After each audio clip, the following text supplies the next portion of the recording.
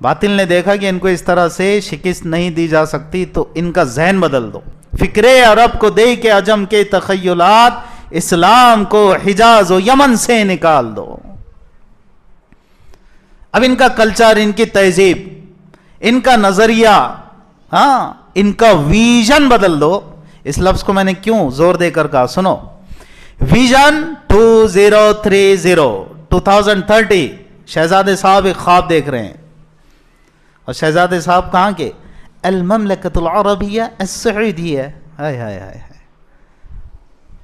المملکۃ العربیہ السعودیہ، نحن خادم الحرمین الشریفین۔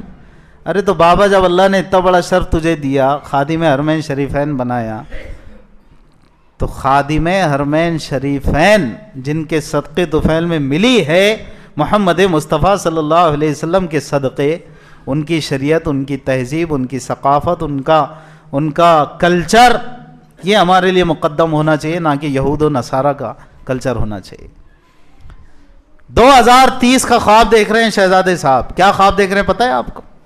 بالکل ماڈرن کر لینا شہروں کو، ہائی ٹیک، جیسے امریکہ، یورپ کے دیگر کنٹریز میں بڑے بڑے مالز، بلڈنگز، اور جناب علی آپ کے بڑی بڑی ویل فیسیلیٹیڈ، یعنی جو بھی چیزیں انفراسٹرکچر اس کو کہتے ہیں، یہ سب آسائش اور آرائش کی تمام چیزیں، یہ شہزادے صاحب خواب دیکھ رہے ہیں 2030 میں مجھے کرنا ہے یہ۔